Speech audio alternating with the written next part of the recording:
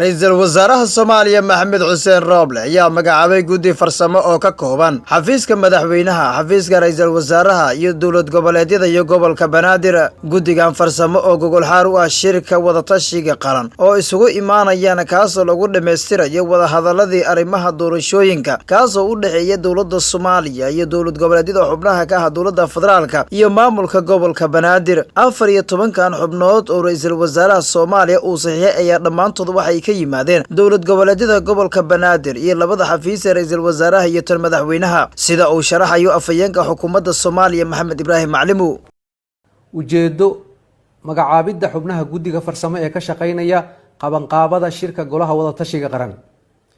ra'iisul wasaaraha xukuumadda Jamhuuriyadda Federaalka Soomaaliya markuu arkay qodobka 99aad iyo 100aad ee dastuurka ku meel gaarka ee Jamhuuriyadda Federaalka Soomaaliya markuu arkay baahida loo qabo in la magacaabo guddi farsamo oo ka kooban xafiiska ra'iisul wasaaraha, dowlad goboleedyada xubnaha ka ah dowladda federaalka iyo gobolka Banaadir, markuu arkay magacaabidda xubnaha ay soo gudbiyeen madaxda dowlad goboleedyada xubnaha ka ah dowladda federaalka iyo gobolka Banaadir, markuu tixgeliyay habraaca hirgelinta heshiiskii siyaasadeed ee hagaya doorashada 2020-2021 ee heer federaal iyo guddiyada doorashada dadban ee heer dowladaha xubnaha ka ah iyo dowladda federaalka ee lagu saxiixay magaalada Muqdisho 1 Oktoobar 2020 gaar ahaan faqradda labaad ee mabaadi'da, markii uu xeeriyay mudnaanta ay leedahay qabashada doorashada hay'adaha dastuuriga si waafaqsan dastuurka ku meel gaarka iyo gogol xaaridda shir ay isugu yimaadaan golaha wada tashiga qaran kaasoo lagu dhameystirayo wada hadaladii arrimaha doorashooyinka ee u dhaxeeyay dowladda federaalka, dowlad goboleedyada xubnaha ka ah dowladda federaalka iyo gobolka Banaadir. qodobka koowaad magacaabid. ra'iisul wasaaraha xukuumadda Jamhuuriyadda Federaalka Soomaaliya wuxuu magacaabay xubnaha guddiga farsamo ee ka shaqeeya qabanqaabada shirka golaha wada tashiga qaran ee dowladda federaalka iyo dowladaha xubnaha ka ah dowladda federaalka iyo gobolka Banaadir, waxaana ay kala yihiin sida tan: 1 xildhibaan Saalax Axmed Jaamac, wasiirka dastuurka ee dowladda federaalka. 2 xildhibaan Cabdullaahi Abuukar Xaaji, wasiirka waxbarashada hidaha iyo tacliinta sare ee dowladda federaalka Soomaaliya. 3 Maxamed Cabdiraxmaan Dhabanacad, wasiirka arrimaha gudaha ee dowlad goboleedka Puntland. 4 Cabdullaahi Cali Xirsi Timcade, wasiirka warfaafinta ee dowlad goboleedka Puntland.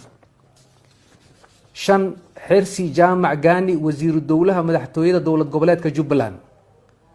6 Mursal Maxamed Khaliif, wasiirka caafimaadka ee dowlad goboleedka Jubbaland.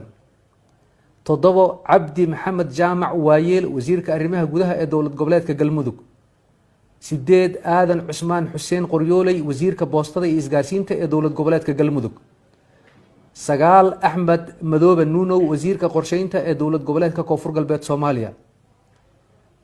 10 Maxamed Abuukar Cabdi, wasiirka arrimaha gudaha ee dowlad goboleedka Koonfur Galbeed. 11 Maxamed Cali Caadle, wasiirka arrimaha gudaha ee dowlad goboleedka Hirshabeelle.